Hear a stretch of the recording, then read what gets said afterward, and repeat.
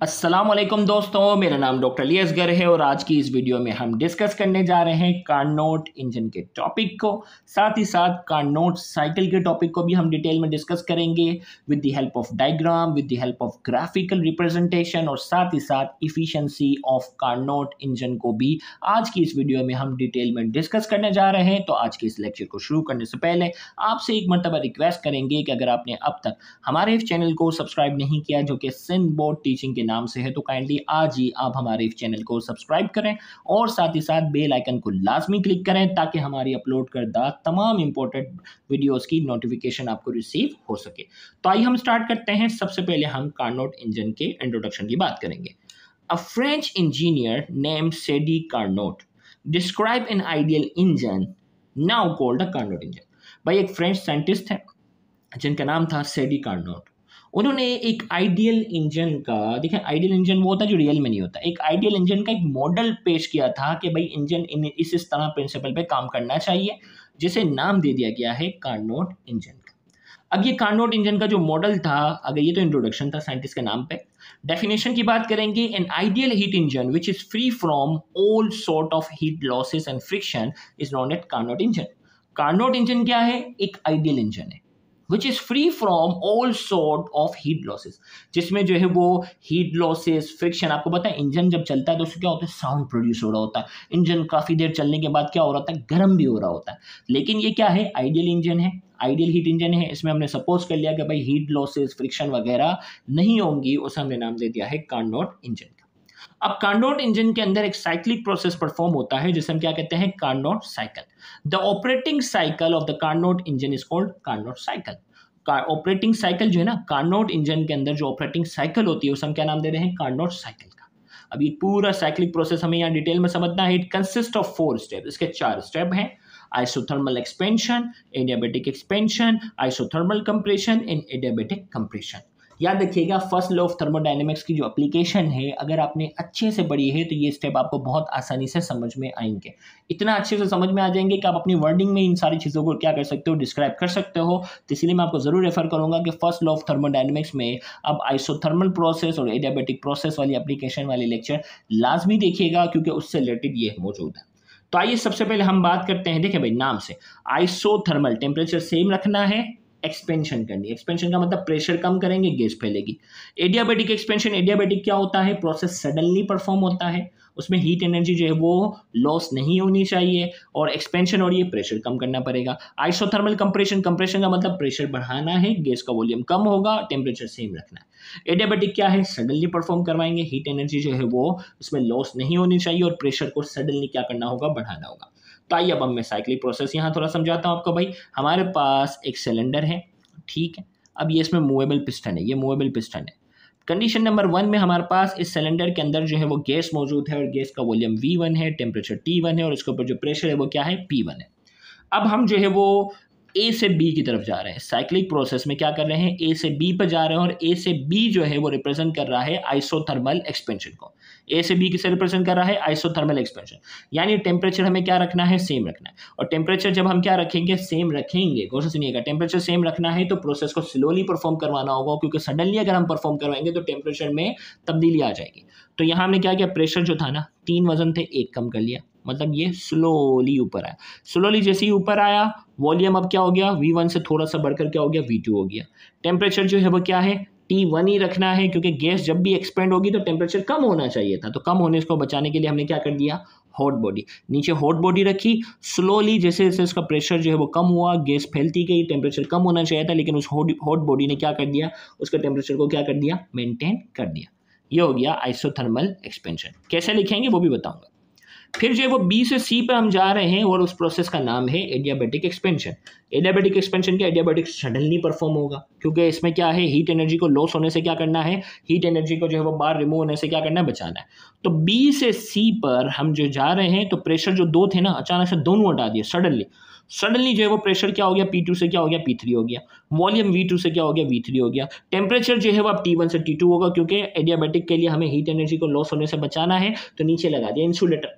Insulator लगा दिया। अब आप बोलेंगे सर टेम्परेचर कैसे कम हुआ, तो हमने एडियाबैटिक प्रोसेस में पढ़ा था कि इंटरनल एनर्जी ने क्या किया, वर्क डन किया, वो वर्क डन में कन्वर्ट हो गया, इसलिए इसका टेम्परेचर कम हो गया। तो गैस खुद एक्सपेंड हुई है, तो उसने अपनी जो इंटरनल एनर्जी थी वो वर्क डन में इस्तेमाल कर ली, लिहाजा उसका टेम्परेचर क्या हो गया, T1 से T2 हो गया। तो सडनली C से B पर क्या हो रहा है कि प्रेशर जो है वो क्या हुआ, प्रेशर जो है वो सडनली हमने कम किया, वॉल्यूम V2 से V3 हो गया, टेम्परेचर T1 से T2 हो गया, क्योंकि हीट एनर्जी इसको नहीं मिली, और गैस जब भी फैलती है उसका टेम्परेचर क्या हो जाता है, कम हो जाता है। तो यहाँ से यहाँ जो प्रोसेस था ये है एडियाबैटिक एक्सपेंशन। फिर हमारे पास जो तीसरा स्टेप था आइसोथर्मल कंप्रेशन, यानी टेम्परेचर हमें क्या रखना है, सेम रखना है, और गैस को कंप्रेस करना है। अब गैस को कंप्रेस करेंगे तो हमें भाई टेम्परेचर सेम रखना है, तो प्रेशर हम अचानक से नहीं बढ़ाएंगे, स्लोली बढ़ाया।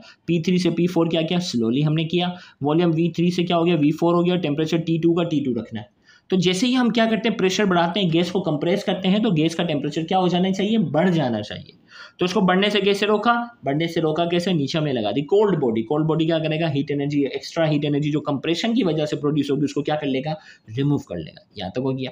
फिर जो वो D से A की अगर हम बात करने जा रहे हैं, ये है एडियाबैटिक कंप्रेशन। एडियाबैटिक कंप्रेशन में क्या होगा, कंप्रेशन में प्रेशर बढ़ाना है, एडियाबैटिक है मतलब रैपिडली बढ़ाना है, और टेम्परेचर क्या होगा इसमें, T2 से क्या हो जाएगा, दोबारा T1 हो जाएगा, टेम्परेचर बढ़ जाएगा। तो D से A पे क्या हो रहा है, एडियाबैटिक कंप्रेशन हो रहा है, लिहाजा दोनों प्रेशर, एक था ना, दो अचानक से रख दिए हमने। P4 से क्या होगा, दोबारा इनिशियल हालत में P1 हो गया। वॉल्यूम क्या हो गया, V4 से क्या हो गया, दोबारा अपनी इनिशियल हालत में V1 आ गया। और T2 से टेम्परेचर क्या हो गया, दोबारा अपनी इनिशियल हालत में क्या हो गया, T1 आ गया, और नीचे हमने रखा है इंसुलेटर। तो ये थी हमारे पास साइक्लिक डायग्राम। अब वन बाय वन जो है वो लिखना कैसे वो बताते हैं। तो अब देखो भाई, A से B क्या हुआ था, आइसोथर्मल एक्सपेंशन हो रही थी, प्रेशर को हमने स्लोली जो है वो क्या किया था, कम किया था, टेम्परेचर सेम रखना था, वॉल्यूम V1 से V2 हो गया था, प्रेशर P1 से P2 हो गया था, हॉट बॉडी के जरिए हमने टेम्परेचर क्या रखा था, मेंटेन रखा था। तो आइसोथर्मल एक्सपेंशन है the process A to B। A to B is isothermal expansion. Isothermal expansion है टेम्परेचर T1, यहाँ जो टेम्परेचर है वो T1 है। The cylinder is place in thermal contact with an energy. देखिए ये पूरा पैराग्राफ अपने अल्फाजों में लिख सकते हो, ये आपको याद करने की जरूरत नहीं है, ये तो वर्डिंग है, सिंपल कोई भी वर्डिंग हो सकती है। The cylinder is place in thermal contact with an energy reservoir at temperature T1। Cylinder को हमने थर्मल कॉन्टैक्ट में रखा हुआ है एक एनर्जी रिजर्वायर के साथ, और एनर्जी रिजर्वायर का टेम्परेचर T1 हमने मेंटेन किया हुआ है। ड्यूरिंग द एक्सपेंशन, एक्सपेंशन के दौरान क्या करेंगे, we decrease load on piston. Piston पे हम क्या करेंगे, लोड कम करेंगे। The gas absorb energy Q1। Gas क्या करेगी, गैस जो है वो यहाँ से हीट एनर्जी क्या करेगी, Q1 जो है वो क्या करेगी, एब्जॉर्ब करेगी। हीट एनर्जी इसने Q1 क्या किया, एब्जॉर्ब किया। We decrease load on piston, the gas absorb energy Q1 from the reservoir through the base of cylinder। Reservoir से हीट एनर्जी रिसीव करेगी, एब्जॉर्ब करेगी सिलेंडर में। Volume of gas increases from V1 to V2। Volume जो है वो V1 से क्या हो गया, V2 हो गया। एंड डज वर्क, और जो काम वर्क डन हुआ है वो AB से हमने रिप्रेजेंट किया है इन रेजिंग द पिस्टन। पिस्टन जैसे ही ऊपर हुआ है जो वर्क डन किया गया है वो AB है। फिर जो दूसरा प्रोसेस था, यानी C से B की अगर हम बात करें, B से C की अगर हम बात करते हैं, ये था एडियाबैटिक एक्सपेंशन। इसमें प्रेशर सडनली हमने कम किया, वॉल्यूम V2 से V3 हो गया, टेम्परेचर T1 से क्या हो गया, T2 हो गया, और नीचे हमने रखा हुआ है insulator. The process B to C is an adiabatic expansion. Adiabatic expansion है the base of cylinder is replaced by an thermally non conducting wall of the gas expand adiabatically due to decrease in a load on the piston. Base को हमने क्या किया है, replace कर दिया है by a thermally non conducting wall. Non conducting wall का मतलब इंसुलेटर से हमने रिप्लेस कर दिया। The gas expand adiabatically expand होगी due to decrease in load of the piston. Piston पे हमने लोड अचानक से कम कर दिया। नो हीट एनर्जी इंटर और लीव द सिस्टम। एडियाबैटिक में आपको मालूम है हीट एनर्जी ना दाखिल होगी ना लीव करेगी ड्यूरिंग द एक्सपेंशन के दौरान। The temperature of the gas decreases from T1 to T2। Temperature जो है वो T1 से T2 हो गया, यानी कम हो गया। Volume increases from V2 to V3। Volume जो है वो V2 से क्या हो गया, V3 हो गया। And gas does work BC in raising the piston. और यहाँ जो वर्क डन हुआ है उसको हमने BC से रिप्रेजेंट किया। तीसरा प्रोसेस हमारे पास है वो है आइसोथर्मल कंप्रेशन। आइसोथर्मल कंप्रेशन में क्या हो रहा है भाई, हमें प्रेशर बढ़ाना है, स्लोली बढ़ाना है। जब कंप्रेस करेंगे तो टेम्परेचर बढ़ जाना चाहिए था, तो बढ़ने से रोकने के लिए क्या क्या नीचे कोल्ड बॉडी रखी जो हीट एनर्जी को क्या करेगी, रिमूव करेगी। तो अब C से D की बात करेंगे। The process C to D is an isothermal compression. Isothermal compression है the cylinder is placed in thermal contact with an energy reservoir at temperature T2।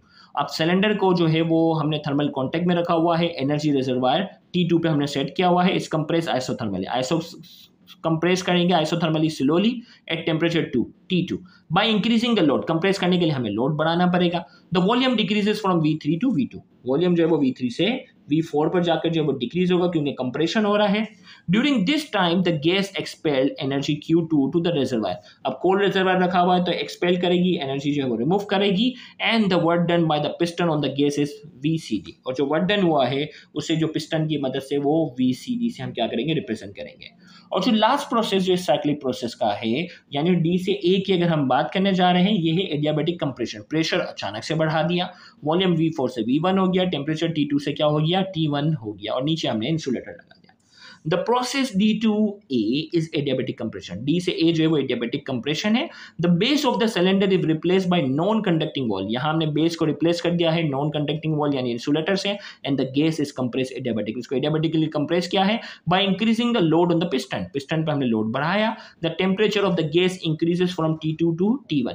अब जो टेम्परेचर था वो टेम्परेचर जो है एडियाबैटिक कंप्रेशन के दौरान टेम्परेचर बढ़ेगा, T2 से क्या हो गया, T1 हो गया, and volume decreases from V4 to V1। और वॉल्यूम क्या हो गया, वॉल्यूम V4 से V1 आ गया, and work done by the piston on the gas is VDA। और यहाँ जो वर्क डन हुआ है उसे हमने VDA से क्या किया है, रिप्रेजेंट किया है।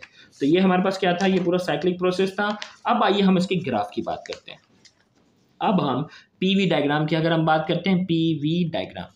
अब देखो भाई, A से B की अगर मैं बात करता हूँ, A से B क्या हो रहा था, आइसोथर्मल एक्सपेंशन हो रहा था। आइसोथर्मल एक्सपेंशन में क्या होगा, प्रेशर जो है वो स्लोली क्या होगा, कम होगा। तो अब देखो PV डायग्राम है, A से हमने शुरू किया, A से B पे हम गए, गौर से सुनिएगा, ये हम गए A से B पे। A से B पे ग्राफ देखो स्लोली जा रहा है नीचे।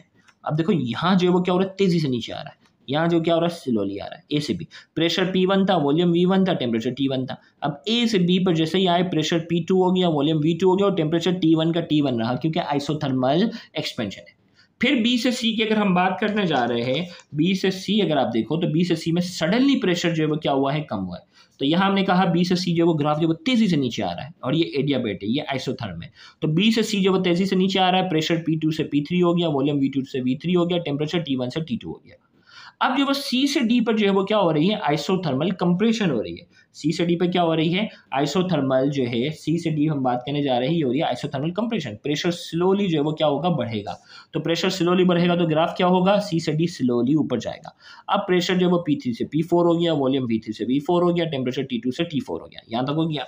और फिर फाइनली जो है यहाँ क्या था हमारे पास कि इसमें D से A की अगर हम बात करने जा रहे हैं, तो सडनली जो है वो प्रेशर क्या हुआ, P4 से P1 हुआ, वॉल्यूम V4 से V1 हुआ, टेम्परेचर T2 से T1 हुआ। प्रेशर सडनली बढ़ाना है तो ग्राफ सडनली जो है वो क्या हुआ, ऊपर की तरफ गया। एडियाबेट है ये ग्राफ, और इसमें P4 से P1, V4 से V1, T4 से T1, ये पूरा ग्राफ बन गया। अब A से B से C से D और D से ये हो गया।